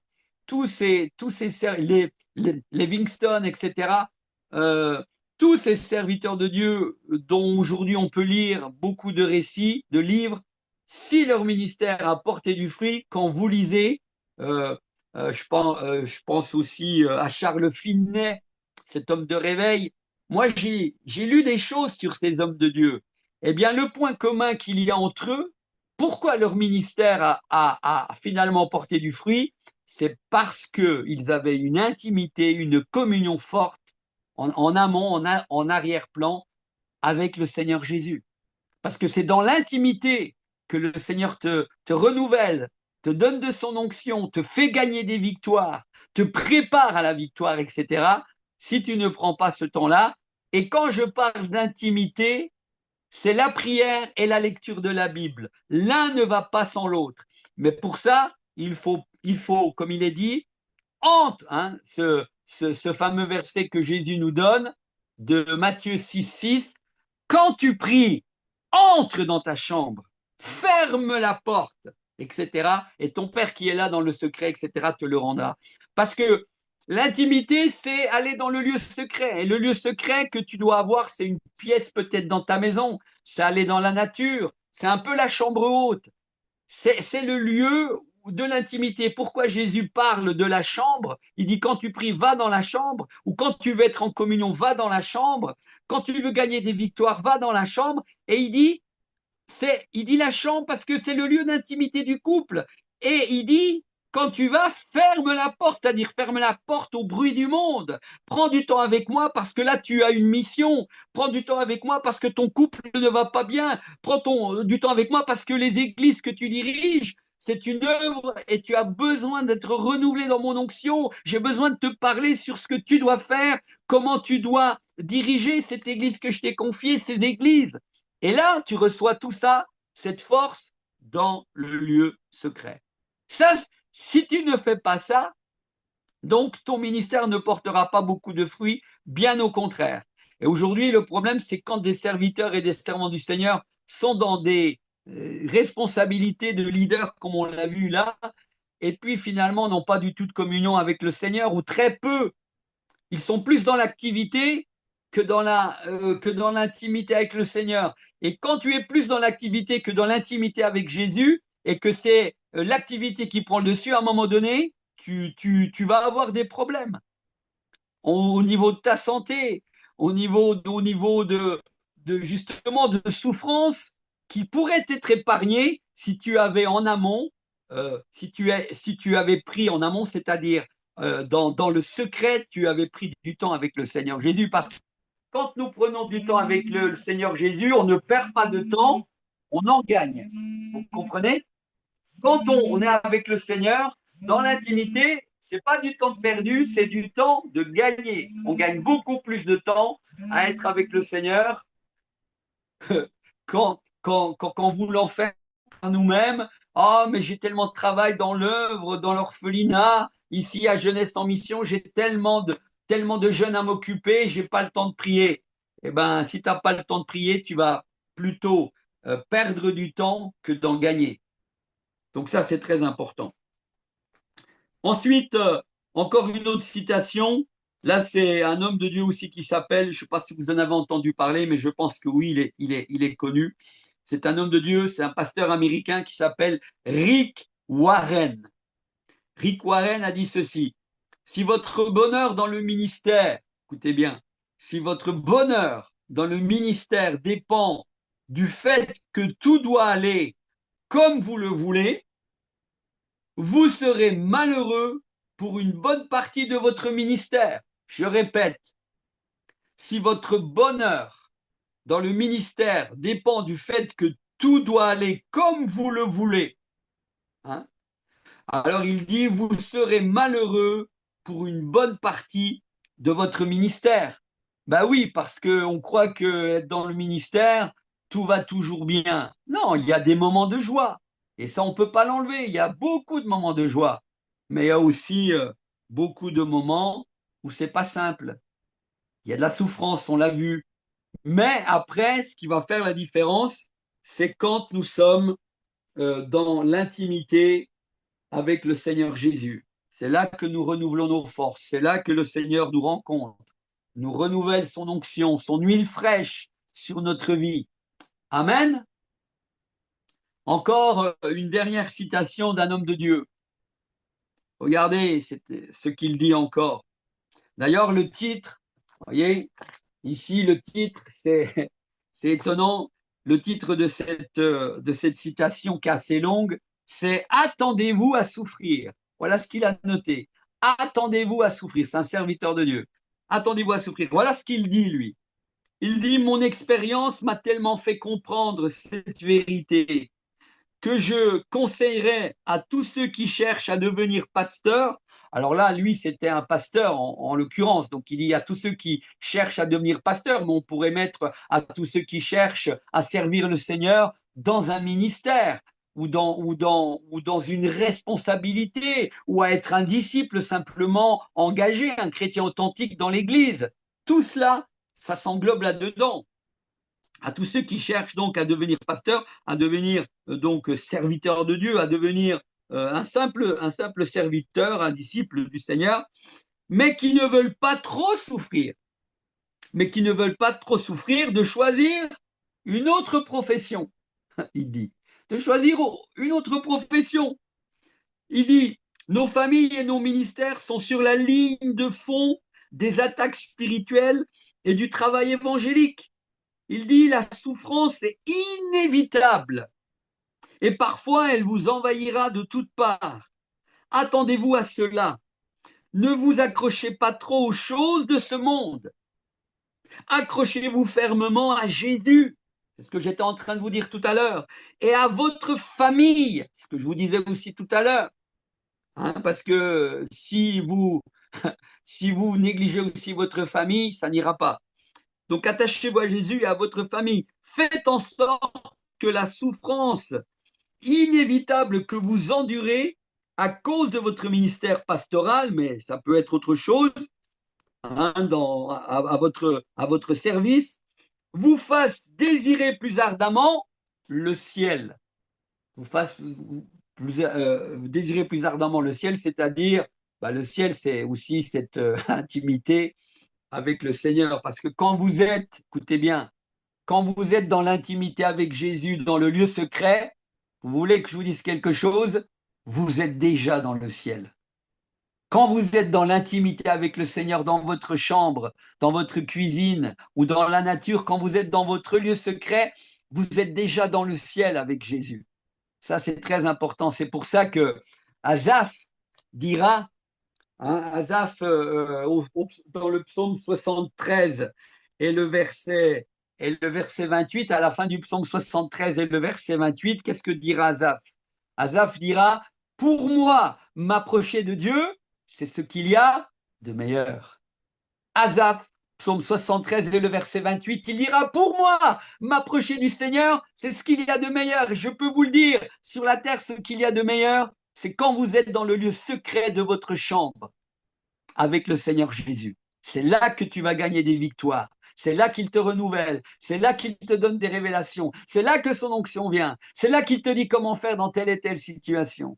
Mais si tu ne le fais pas, pas de ministère, pas de vie chrétienne avec certaines bénédictions, avec un ministère qui porte du fruit.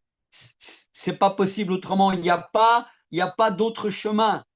Il n'y a pas d'autre alternative que ce chemin d'aller dans le lieu secret. Ça, c'est ce qu'il y a de plus important, c'est le secret d'une vie bénie, d'une vie de disciple béni, d'une vie chrétienne, d'enfant de Dieu béni.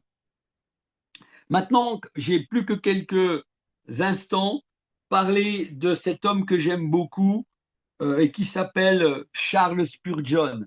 Charles Spurgeon était un serviteur de Dieu anglais qui a vécu dans les années 1800 et quelques. Il y a beaucoup de livres sur Charles Spurgeon Cet homme qui était un pasteur donc anglais, qui a vécu dans les années 1800 et des poussières. Voilà ce qu'il dit, lui, à un moment donné, au moment où il doit commencer son ministère. Il dit ceci: lorsque je suis devenu pasteur à Londres, mes succès m'épouvantaient à la pensée de la carrière qui s'ouvrait devant moi. Loin de m'enthousiasmer, me terrifiait littéralement et me poussait à crier misère au lieu de gloria in excelsis. Qui étais-je donc pour continuer à diriger une si grande multitude? Il avait une église, c'est l'église qui s'est construite donc de son temps. Elle faisait environ, ça s'appelait le Tabernacle à Londres. Cette église existe encore aujourd'hui, on peut la visiter. Et donc, cette église, je crois qu'on pouvait mettre à peu près à l'époque, hein, pour l'époque 1800 et des poussières, eh bien, on pouvait mettre à peu près 6000 personnes. Hein. Et donc, il dit ici, qui étais-je donc pour continuer à diriger une si grande multitude? J'avais envie de me cacher dans mon village, d'émigrer en Amérique ou de me bâtir un nid solitaire en plein bois où je saurais régler les problèmes qui se présenteraient à moi. Vous voyez, ce qu'il dit, c'est quand même incroyable. Et il dira encore, le rideau se levait sur ma carrière et je craignais ce qu'il risquait de dévoiler. Qu'aucun homme, il termine en disant ceci, qu'aucun homme, qu'aucune femme qui cherche à avoir l'esprit en repos et à jouir d'une vie sans histoire n'entre dans le ministère. Car s'il le fait, il ne tardera pas à abandonner complètement écœuré. Ça, ce sont des paroles d'hommes de Dieu, pourtant qui sont des exemples, parce que moi, quand je lis la vie de Charles Spurgeon, il est un exemple pour moi. C'est un homme remarquable. C'est un homme qui avait une capacité de prêcher ses prédications aujourd'hui. Vous pouvez les trouver sur Internet et autres.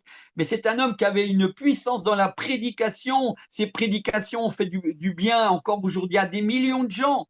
Mais vous allez voir que, en fait, cet homme était un homme comme vous, comme moi, de la même nature, comme il est dit. Hein. Élie était un homme de la même nature que nous. Mais ces hommes étaient de la même nature que nous et c'était pas facile. Même s'ils avaient du succès dans leur ministère, des gens se déplaçaient en foule pour aller écouter les prédications de Charles Spurgeon, mes amis, hein, dans cette église immense. Mais c'était un homme, on va voir, qui en même temps avait beaucoup de difficultés et il se réjouit pas de tout. Là, il vide son cœur en disant c'était pas facile. Et il nous dit bien, hein, car il dit qu'aucun homme qui cherche à avoir une femme, avoir l'esprit en repos et à jouir d'une vie sans histoire, n'entre pas dans le ministère. Il nous le dit. Parce que si vous entrez dans le ministère, il y aura des histoires, il y aura de la souffrance, il y aura des difficultés. Parce qu'il dit à un moment donné, vous ne tarderez pas à abandonner, complètement écœuré. Et malheureusement, aujourd'hui, il y a aussi des serviteurs de Dieu qui, parfois, quittent le ministère, ils sont écœurés parce qu'ils sont à bout de souffle, ils ont été tellement déçus, tellement critiqués, etc. Alors, je ne suis pas en train de dire ça parce qu'il faut abandonner, mais c'est juste pour être réaliste que tout n'est pas simple. Il nous le dit lui-même. Et pourtant, je vous dis, on l'a appelé cet homme, encore en parlant de la vie de Charles Spurgeon, je terminerai avec lui, hein, parce que on va bientôt terminer, mais c'est un homme que j'aime beaucoup parce qu'il ne cache rien non plus. Mais on disait de lui, cet homme, on l'a appelé le prince des prédicateurs. On l'a appelé le prince des prédicateurs parce que cet homme, quand il prêchait, mais c'était extraordinaire, ses prédications. Il avait une voix incroyable. Et on l'a appelé pour ça. Mais c'était en même temps, il a exercé le ministère toute sa vie. Mais c'est un homme aussi qui a eu beaucoup de difficultés. Vous allez voir dans quel domaine, par exemple. Alors, donc, en parlant un peu de lui encore, cet homme s'est marié avec une femme qui s'appelle Suzanne. Sa femme s'appelait Suzanne. Ils ont eu 2 enfants. Un de ses enfants est devenu pasteur aussi. Et par contre, sa femme Suzanne vivra gravement, écoutez bien, sa femme vivra gravement atteinte dans sa santé, ce qui l'obligea à garder la chambre sans pouvoir même se rendre au culte. Ça veut dire que ben, sa femme Suzanne eh bien, avait une santé fragile et finalement elle va être obligée de rester bien du temps et peut-être pendant des mois, j'en sais rien, elle est restée dans sa chambre sans pouvoir aller au culte. Mais pourtant, c'était une femme de Dieu qui était aux côtés de son mari et lui, pareil, à côté d'elle, elle aimait beaucoup. D'ailleurs, il est dit que à propos de, donc de sa femme, il est dit ceci, qu'il était plein d'attention pour sa femme. Malgré qu'il avait énormément de travail avec l'Église, il enseignait aussi comme je le fais ici. Il avait aussi on va dire une école biblique et il avait des étudiants, etc., qu'il enseignait. Mais cet homme, malgré tout, il aimait sa vie de famille et il aimait son épouse et il en prenait soin. Et sa femme, malgré qu'elle avait un problème de santé, aussi partageait la vie et le ministère de son mari. Mais il le faisait ensemble. Et c'est important, un ministère qui porte du fruit, c'est aussi une famille dont on prend soin. Écoutez bien ce que je viens de dire. Un ministère qui porte du fruit, c'est aussi un ministère dont on prend soin de la famille et des enfants, pas le contraire. Alors, en parlant aussi de Spurgeon, écoutez bien, c'était un homme qui prêchait, vous savez combien de fois par semaine? Il prêchait 12 à 13 fois par semaine. 12 à 13 fois. Vous, si un jour vous êtes appelé à prêcher, comme là, je viens de prêcher pendant 2 heures de temps, quand on prêche, vous savez, c'est très épuisant. C'est pas facile, hein. Là, vous êtes en train de me voir, vous dites, oh là là, le frère, il prêche, voilà. Mais c'est pas facile du tout. Vous avez intérêt à vous préparer. Et la prédication vous prend beaucoup d'énergie. Et c'est pour ça que les prédicateurs, une fois qu'ils ont fait certaines missions, eh ben, ils ont besoin de se renouveler, ils ont besoin de se restaurer, d'aller dans le lieu secret et de reprendre des forces, parce que ce n'est pas simple d'enseigner, de prêcher l'évangile. Et donc lui, quand on prêche déjà 1 ou 2 fois par semaine, c'est pas mal, 3 fois, c'est déjà bien, mais lui prêchait entre 12 et 13 fois par semaine. Il avait donc comment? Il avait un ordre du jour, un planning de semaine énorme. Donc je l'ai ici, hein, j'ai pas le temps de tout lire, mais le planning de Charles Spurgeon du lundi au dimanche, je l'ai ici. Mais c'est incroyable, cet homme, ce qu'il arrivait à faire, il avait une capacité de travail et de pouvoir diriger les choses, cette immense église incroyable que le Seigneur lui donnait. Mais ce n'était pas simple. Et alors, en parlant encore un peu de lui, ça on ne le sait pas toujours, Charles Spurgeon, finalement, il souffrait d'une maladie chronique. Cet homme qui était le prince des prédicateurs, qui vraiment, ses prédications touchent encore aujourd'hui, touchaient des milliers et des milliers de personnes, des centaines de personnes, eh bien, malgré tout, il avait aussi un problème. Donc, il souffrait d'une maladie chronique, le rhumatisme, qui le fit souffrir jusqu'à sa mort. Et vous voyez, pourtant, on ne le sait pas. On dit Charles Spurgeon. Ah bon? Ah oui, oui. Il avait une maladie chronique, donc il souffrait de rhumatisme, et donc cette maladie le fit souffrir jusqu'à sa mort.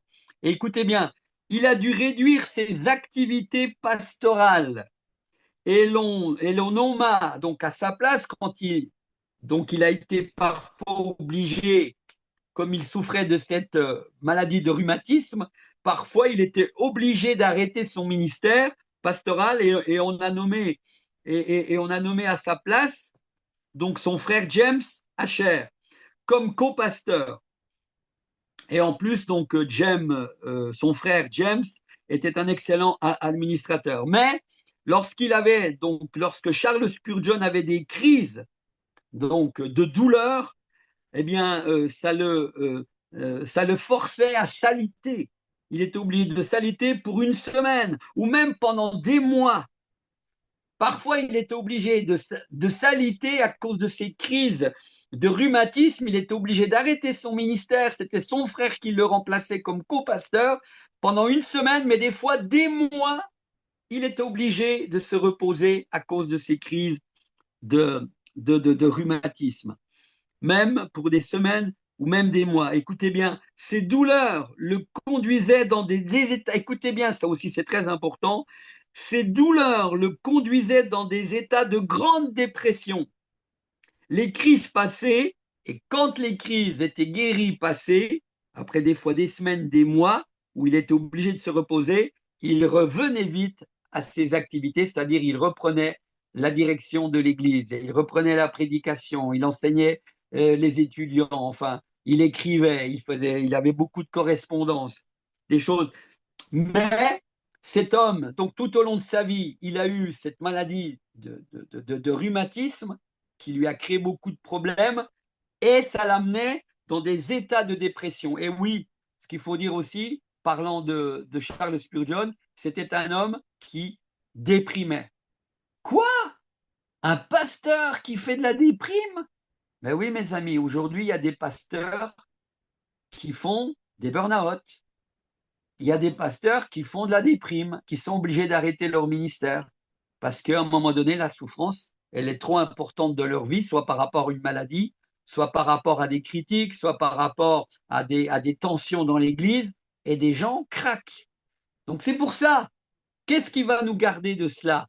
Notre intimité, ton intimité avec le Seigneur Jésus. Donc, voilà pour parler de cet homme remarquable qui, quand on lit ses livres en apparence, voilà, ça nous fait énormément de bien, mais il ne cache rien non plus. Quand on creuse un peu la vie de ces serviteurs de Dieu, on voit aussi qu'ils ont eu beaucoup de souffrances dans leur ministère. Et donc, pour terminer sur, donc quand il avait ces crises de rhumatisme, en fait, il allait en France. Hein, lui, il vivait en Angleterre, mais quand il avait ses crises, il était obligé des fois de s'absenter, comme on l'a dit, des semaines, voire des mois, et il allait dans une maison de repos pour récupérer en France. Et en fait, il est mort en France en 1892, donc des suites justement, visiblement, de cette maladie, le rhumatisme, qu'il a eu, cette maladie chronique tout au long de sa vie. Maintenant, pour terminer, juste encore une chose, quelques statistiques, concernant les pasteurs et le problème qu'ils ont parfois euh, dans leur vie qui ne sont pas évidents. Donc ces statistiques sont un peu effarantes aussi. Je terminerai là-dessus. Et donc l'article ici s'intitule Prie pour ton pasteur. Et moi, je l'intitulerais Prie pour tes responsables, pour ceux qui sont dans le ministère ou qui sont à la tête d'une œuvre. Prie pour les chrétiens qui veulent servir le Seigneur dans une œuvre parce que ce n'est pas facile. Il y aura forcément des moments de souffrance et des moments où on ne sait plus trop quoi faire, sinon se tourner vers le Seigneur et aller dans cette intimité pour se renouveler, pour être restauré auprès de lui. Donc, regardez, il est dit 90%, 97% des pasteurs ont été trahis, faussement, accusés ou blessés par leurs proches collaborateurs. Je relis, 97% des pasteurs ont été trahis, faussement accusés ou blessés par leurs plus proches collaborateurs. 97%, c'est de la souffrance, mes amis. Et ça peut amener à la dépression, ça peut amener à un burn-out, etc. Parce que quand on est faussement accusé ou blessé par nos proches collaborateurs, On l'a vu aussi avec Paul, hein, il y a eu des moments pas faciles. Ensuite, écoutez bien, 70, 70% des pasteurs luttent contre quoi? La dépression. Ah quoi? Mais oui, il y a beaucoup de pasteurs aujourd'hui qui luttent contre la dépression parce qu'on ne s'imagine pas. Mais quand je parle de pasteurs, c'est aussi des évangélistes comme moi ou d'autres ministères ou des directeurs d'œuvres, etc. Ce n'est pas simple. 70%. D'après ce qu'ils mettent ici, alors je pense que le chiffre est assez élevé, mais c'est au niveau mondial, je pense, parce qu'ils disent que 1500 pasteurs démissionnent chaque mois. Je trouve que le chiffre est un peu élevé, mais je lis ce qu'il y a dans cet article. C'est quand même énorme, hein. Donc, il y en a qui démissionnent chaque mois, des pasteurs ou euh, même d'autres leaders qui sont en position de responsabilité. Mais là, il parle des pasteurs. Ensuite, 80% des pasteurs se sentent découragés.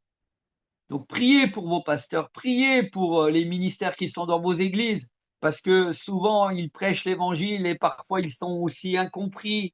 Il y a des tensions. Donc, ils disent 80 des pasteurs se sentent découragés. Et ça je suis tout à fait d'accord. Ils disent 70% des foyers des pasteurs sont au bord du divorce à cause du poids du ministère. Ça, je le crois aussi. Écoutez bien, 70% des foyers des pasteurs ou d'autres leaders, on pourrait dire, hein, parce que encore une fois, ce n'est pas que les pasteurs, sont au bord du divorce à cause du poids du ministère, parce que le ministère est un poids parfois. C'est une joie, mais c'est aussi un poids, et si on ne se renouvelle pas dans la présence du Seigneur, à un moment donné, ça va plus aller, forcément, et le diable va nous atteindre. Et même en ayant une communion avec le Seigneur, ce n'est pas simple. Mais en tout cas, ça va apaiser bien des choses et le Seigneur vous aidera à exercer le travail auquel il vous a appelé. Mais il y a malheureusement aujourd'hui dans le corps de Christ des divorces suite au poids du ministère. Et il y a des couples qui divorcent, malheureusement.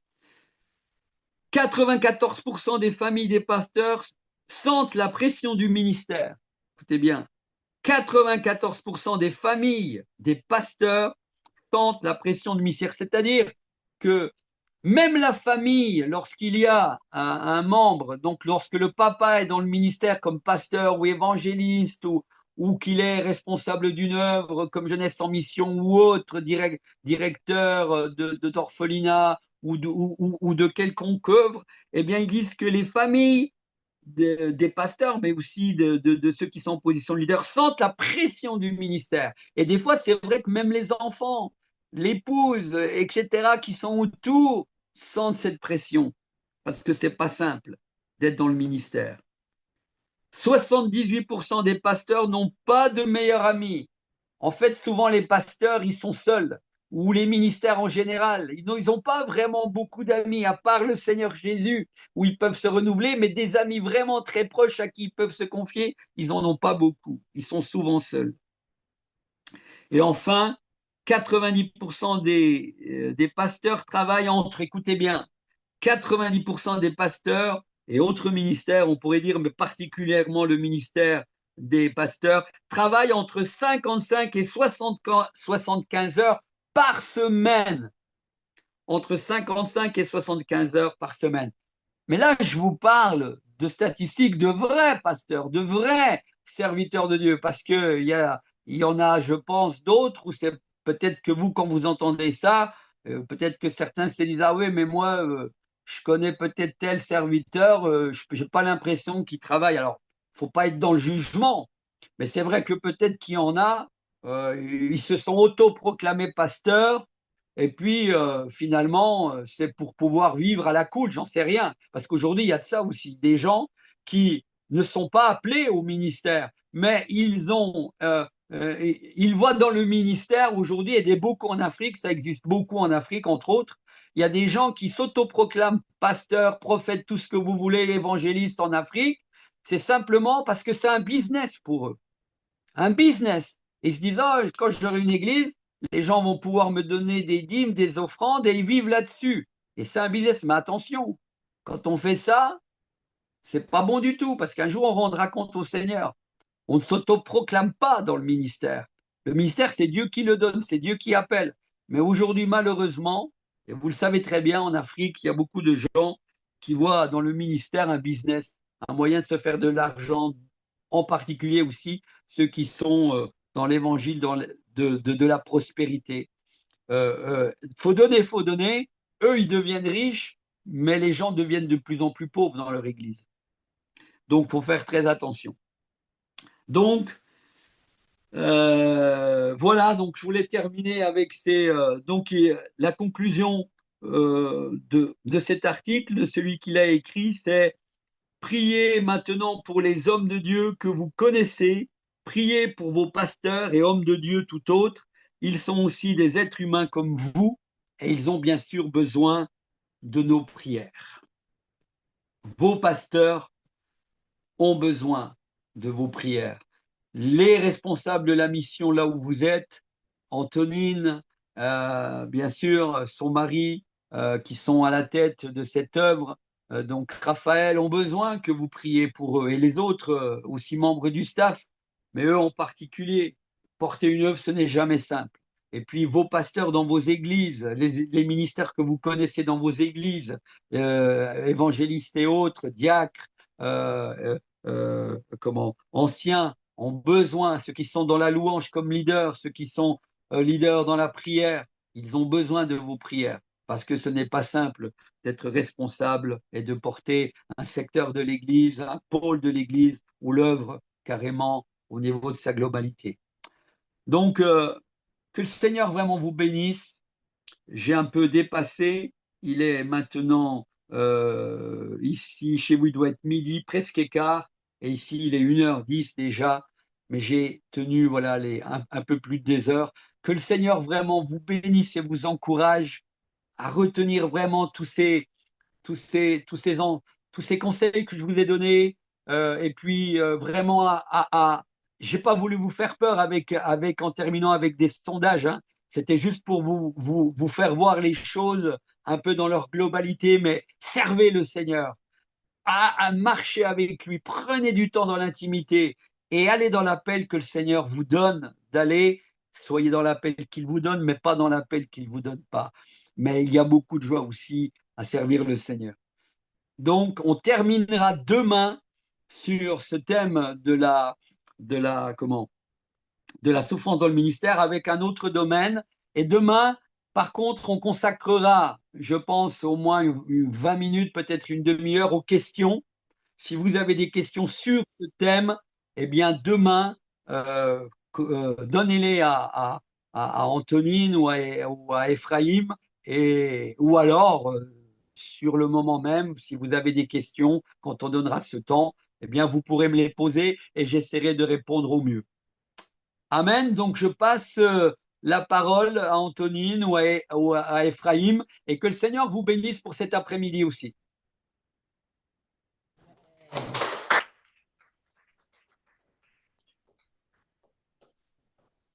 Merci beaucoup, Mm. c'est Armando. Que le Seigneur vraiment te bénisse abondamment. Donc, on va essayer de récupérer les questions autant que possible et te les faire parvenir. Et comme tu l'as dit, si on n'a pas pu te faire parvenir, on le fera directement en classe. Ok, on fait comme ça. Repose-toi surtout, que le Seigneur renouvelle tes forces. Ok, merci beaucoup et à demain. À demain.